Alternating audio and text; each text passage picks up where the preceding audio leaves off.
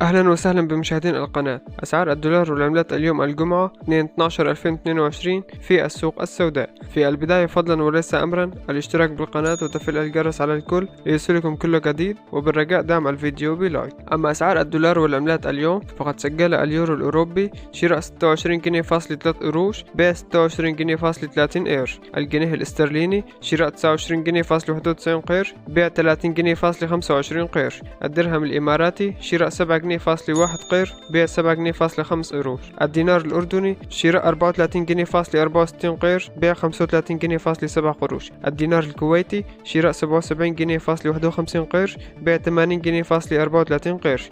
الريال القطري شراء 6 جنيه فاصل 67 قرش، بيع 6 جنيه فاصل 93 قرش. الريال السعودي شراء 7 جنيه فاصل 10 قروش، بيع 7 جنيه فاصل 15 قرش. أما الدولار فقد سجل شراء 26 جنيه فاصل 68 قرش، بيع 27 جنيه فاصل 19 قرش. وشكرا لكم على حسن الاستماع.